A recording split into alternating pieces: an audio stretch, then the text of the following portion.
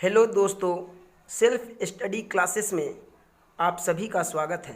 मैं आशा करता हूं कि आप सभी अच्छे होंगे। आज हम लोग गणित विषय के एक महत्वपूर्ण टॉपिक द्विघात बहुपदों का गुणनखंड का अध्ययन करेंगे, जिसे अंग्रेजी में फैक्टराइजेशन कहा जाता है। गुणनखंड एक ऐसा टॉपिक है जिसे 8वीं, 9वीं एवं 10वीं के सभी विद्यार्थियों के लिए सीखना अनिवार्य है।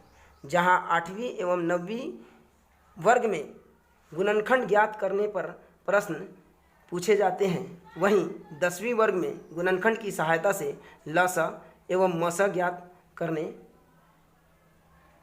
गुणनखंड की सहायता से प्रश्नों को हल करने को कहा जाता है।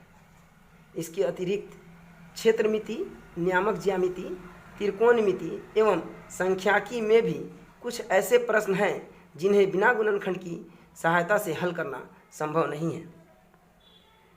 आप सभी गुणनखंड पर आधारित अनेक वीडियोस देखे होंगे, किंतु मैं आप सभी के सामने इतना आसान तरीका से गुणनखंड सिखाऊंगा कि आप सभी गुणनखंड को स्वयं हल कर सकेंगे और पूरे YouTube चैनल पर इस प्रकार का वीडियो गुणनखंड पर आधारित नहीं मिलेगा।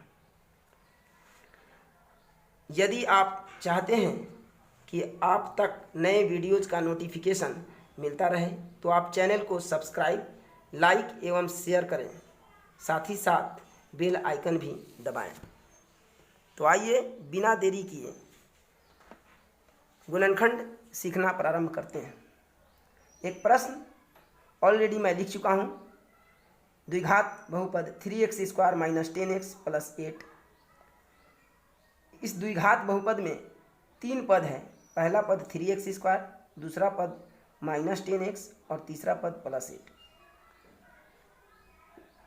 x² के बगल में देखिए 3 है।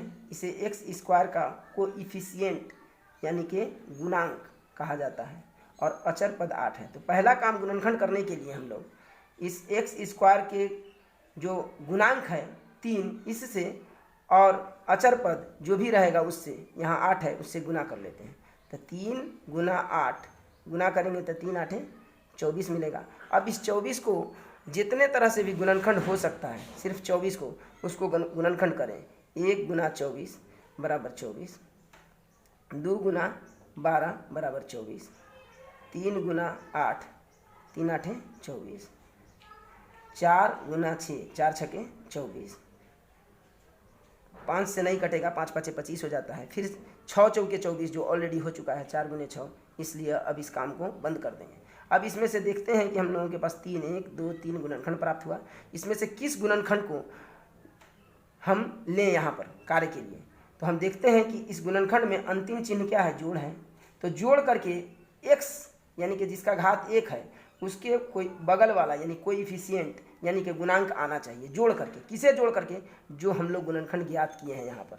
तो आप जोड़ेंगे, 24 × 1 = 25 नहीं हुआ, 12 × 2 = 14 नहीं हुआ, 8 × 3 = 11 नहीं हुआ, लेकिन 6 और 4 = 10। इसलिए यहाँ पर 6 और 4 4 × 6 = 24 वाला गुणनखंड लेंगे। कैसे लेते हैं? तो 3x² ज्यों कहते हैं उतार देंगे, 3x²। घटाव का चिन्ह है तो घटाव उतारेंगे और ये 10 नहीं लिख करके लिखा जाएगा 6 + 4 6 + 4। उसके बगल में x है तो x लिखेंगे, जो रहेगा। फिर जोड़ 8 ज्यों कहते हैं उतार देंगे। अब इसके बाद इस कोष्ठ को हम लोग तोड़ते कैसे हैं? 3x² ऐसे तोड़ते हैं, माइनस प्लस माइनस, 6 में x है 6x, माइनस प्लस माइनस, 4 में x से गुना करेंगे 4x और प्लस 8। दूसरे वीडियोज़ में आपको सिर्फ ये तीसरा लाइन मिलेगा, दूसरा लाइन नहीं मिलेगा। और उनसे पूछेंगे कि 6x + 4x क्यों लिखे हैं, तो बोले हैं 10x लाने के लिए। आप उनसे प्रश्न पूछे कि 7x और 3x भी तो जोड़ करके 10x होता है, आपने क्यों नहीं लिखा है? तो शायद उनके पास उत्तर हो या नहीं, वो तो वही जानते हैं। आपको ये जानना है कि हम 6x और 4x क्यों लिखते हैं। तो ये आपने देख लिया कि इस गुणनखंड में जितना है उन्हीं में से किसी को जोड़ करके x का जो कोइफिशिएंट है, x का जो गुणांक है, उतना जो आएगा उसी गुणनखंड को हम लेते हैं। क्योंकि यहाँ पर इस गुणनखंड में 6 और 4 है और इसे जोड़ने पर 10 आता है, इसलिए इसको लिया गया है। 7 और 3 इस गुणनखंड में नहीं है, इसलिए उसे नहीं लिया गया। हम आशा करते हैं कि आपको खूब समझ में आया होगा। अब हम लोग अगला टॉपिक कॉमन लेने का काम करते हैं। 2-2 संख्याओं में, 2-2 पदों में, यहाँ ये दोनों पदों में कॉमन लेंगे तो 3 के टेबल पहाड़ा में 3 और 6 आता है, तो 3 और x यहाँ भी है, तो 3x कॉमन ले लिया जाएगा। जैसे ही 3x आप कॉमन ले लेते हैं, यानी बाहर निकाल लेते हैं, तो 3 और x निकल गया। x स्क्वायर का माने होता है x गुना x, अर्थात एक x जैसे आप निकाल लेते हैं तो यहाँ x एक बच जाता है x, और माइनस 3 से फिर 6 में भाग देंगे तो 3 दूनी 6, x ऑलरेडी निकाल चुके हैं। अब इन दोनों में हम क्या सबसे पहले माइनस कॉमन लेते हैं, और 4 के पहाड़ा में फिर 4 और 8 दोनों आता है तो 4 लेते हैं। इसमें x है, इसमें नहीं है, तो x कॉमन लेने की जरूरत नहीं है। जैसे ही माइनस कॉमन लेंगे तो जो माइनस वाला टर्म होगा वो प्लस हो जाएगा। जिसे 4 कॉमन लेते हैं माइनस वाले टर्म में से x बनेगा, ये प्लस x बचा है, और जहाँ जहाँ प्लस होगा वो माइनस हो जाएगा। प्लस वाला टर्म माइनस हो गया। 8 में 4 से भाग देंगे, 4 दूनी 8। और यह जरूरी है कि यहाँ जो आएगा कोष्ठ के भीतर, यहाँ भी वही आएगा। जैसे यहाँ x-2 आया तो यहाँ भी x-2 आएगा। अब इन दोनों x-2 के बदले में x-2 एक जगह लिखते हैं, यानी ये भी कॉमन ले लिए। 2 पद मिल गया, एक पद पूरा हो गया, ये दूसरा पद ये हो गया। इन दोनों पद में से x-2 कॉमन ले लिए। जैसे ही x-2 कॉमन लेंगे तो अब इन दोनों पदों में से जो कोष्ठ के बाहर है उसको कोष्ठ के भीतर एक अलग कोष्ठ में लिख लेते हैं, 3x-4। इस तरह आपका ये गुणनखंड हो जाता है। इसी तरह का दूसरा प्रश्न देखिए, 6x square minus 5x minus 6 है। यहाँ अंतिम चिन्ह देखिए माइनस है, तो यहाँ पर घटा करके 5 आना चाहिए x के बगल वाला। सबसे पहले वही काम, 1 नंबर काम क्या किए थे कि x स्क्वायर का जो कोएफिशिएंट था, गुणांक था, उससे और अचर पद से गुना करेंगे। दोनों जगह 6 है तो 6 में 6 से गुना करेंगे। 6 में 6 से जब गुना करते हैं तो 6 6 के 36 होता है। अब इस 36 को इसी तरह गुणनखंड निकालेंगे। 1 गुना 36 बराबर 36, 2 गुना 18, 18 दूनी 36, 3 से भी कट जाएगा, 12 तिहाई 36, 4 से भी कटता है, 4 9 36, 5 से नहीं कर सकता है, 5 7 35, इसलिए छोड़ देंगे। फिर 6 से कटेगा, 6 गुने 6, 6 6 के 36, सेम कुछ आ गया। अब 7 से नहीं कटेगा, 8 से नहीं कटेगा, 9 से कटेगा, 9 चौके 36 आ गया है, इसलिए इस गुणनखंड का काम खत्म। इनमें से इन गुणनखंडों में से फिर हम देखेंगे कि चूंकि अंतिम चिन्ह घटाव है और x का गुणांक 5 है तो 5 आना चाहिए, तो किसको घटा के 5 आएगा? आप आसानी से आपका उत्तर होगा 9 और 4, 9 में से 4 गया 5। दूसरा कोई ऐसा गुणनखंड नहीं है जिसको घटाने से 5 आएगा, इसलिए इसी गुणनखंड को लेंगे। तो जो कहते हैं 6x स्क्वायर उठा लेंगे, जैसा कि पहले के प्रश्न में उठा है। 6x स्क्वायर माइनस 5 नहीं लिख करके क्या लिखेंगे, 9 घटाओ 4। 9 में से 4 घटाएंगे 5 आ जाएगा, और 5 के बगल में x है तो x लिख देंगे, -6। फिर अब देखिए 6x स्क्वायर कोष्ठ तोड़ते हैं इसके बाद, जैसे इससे पहले के प्रश्न में तोड़े थे, माइनस प्लस माइनस, 9 में x से मल्टीप्लाई करेंगे, गुना करेंगे 9x, माइनस माइनस फिर प्लस, 4 में x से गुना करेंगे 4x माइनस 6। अब देखिए 3 के टेबल में 6 और 9 दोनों आता है, इसलिए दोनों में से 3x कॉमन ले लेंगे, क्योंकि 3 यहाँ भी है, x यहाँ भी है, x यहाँ भी है। 3 से भाग देंगे तो 3 दूनी 6, x स्क्वायर जैसे पहले बताया कि x स्क्वायर माने x गुना x, इसलिए x कॉमन ले लिए तो x बच जाएगा। माइनस 3 3 जा 9 माने 3 तिहाई 9, x निकाल चुके हैं, 2x माइनस 3। यहाँ भी प्लस लिए, जब प्लस कॉमन लेते हैं तो चिन्ह नहीं बदलता है, प्लस के साथ 2 कॉमन लेंगे तो 2 दूनी 4, 2x माइनस 2 तिहाई 6। अब देखिए 2x माइनस 3 दोनों जगह है, दोनों के बदला में 1 लिख लेते हैं, यानी कि 1 कॉमन ले लिए, 2x माइनस 3। कोष्ठ के बाहर यहाँ पर 3x है तो 3x लिख देंगे, और यहाँ पर +2 है तो +2 लेंगे। इन दोनों को कोष्ठ के भीतर रख लिए, हो गया ये आंसर। इसी प्रकार तीसरा प्रश्न भी आप देख रहे हैं, जैसा कि यहाँ -3x square plus 10x plus 8 है।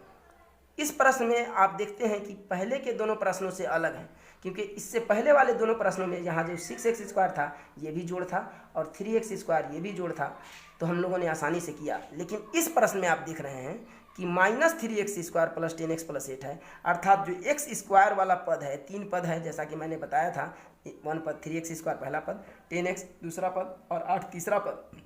यहाँ क्या आप देखते हैं, यहाँ आप देखते हैं कि पहला ही पद क्या है, ऋणात्मक है। अगर किसी प्रश्न में इस तरह का आ जाए कि माइनस हो, तो सबसे पहला काम आप क्या करेंगे कि माइनस तीनों पदों में से कॉमन ले लेंगे, अर्थात जैसे ही माइनस आप निकाल लेंगे तो जो जिस पद का चिन्ह माइनस है वो प्लस हो जाएगा, और जिस पद का चिन्ह प्लस है वह माइनस हो जाएगा।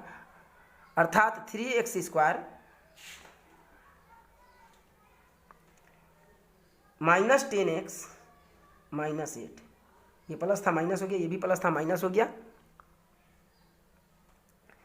अब क्या करेंगे कि जैसा कि पहले फैक्टर किए वैसा ही करेंगे, ब्रैकेट चेंज कर देना है, 3x स्क्वायर। यहाँ भी देखिए 8 में 3 से गुना करेंगे, 8 3 के 24, जो ऑलरेडी हम कर चुके हैं यहाँ पर। अब यहाँ पर क्या है कि घटा करके 10 आना चाहिए, क्योंकि अंतिम चिन्ह घटाव है, तो 10 क्या है कि 12 में से 2 घटाएंगे तो 10 आएगा, इसलिए इसी को लेंगे। माइनस कोष्ट में लिखेंगे 12 घटाओ 2 और उसके बगल में x माइनस 8 माइनस 3x²। फिर चिन्ह चेंज करेंगे, गुना कर ले रहे हैं, माइनस प्लस माइनस 12 में x से गुना करेंगे 12x माइनस माइनस प्लस 2 में x से गुना करेंगे 2x माइनस 8। कहीं किसी तरह का कोई नया काम नहीं करना है, जैसा आप कर रहे थे वही किए हैं। 3x फिर कमन ले लेंगे 3x, क्योंकि 12 3 के टेबल में आता है, निकाल यहाँ x बच जाएगा 3 चौके 12। फिर इन दोनों में 2 कमन ले लेंगे तो x माइनस 2 चौके 8। अब देखिए x माइनस 4 यहाँ भी आया, यहाँ भी आया, तो ये माइनस ज्यों का त्यों है, x माइनस 4 एक लिख लिए दोनों के बदला में, और जो बच गया उसको कोष्ट में रख दिए 3x प्लस 2। अब ये जो माइनस आया है किसी एक में डाल सकते हैं, यहाँ माइनस है, इसमें डालना ज़्यादा आसान होगा। अगर दोनों में माइनस होगा तो आपकी मर्जी है, किसी में डाल सकते हैं। माइनस से गुना करेंगे तो minus into plus, minus plus minus x और माइनस माइनस प्लस 4 होगा, अर्थात इसको सीधा करके लिखेंगे तो 4 माइनस एक्स, यानी कि जिसका चिन्ह प्लस है वो माइनस हो जाएगा और जो माइनस है वो प्लस हो जाएगा। ये -4 था, ये +4 हो गया, प्लस एक्स था -x हो गया, 3x प्लस 2। मैं आशा करता हूँ कि वीडियो आपको समझ में आया होगा और आसानी से आप इस तरह के किसी भी प्रश्न को हल कर सकते हैं। मेरे अगले वीडियो आते रहेंगे 7वीं 8वीं 9वीं एवं 10वीं के बच्चों के लिए साइंस, गणित और उर्दू।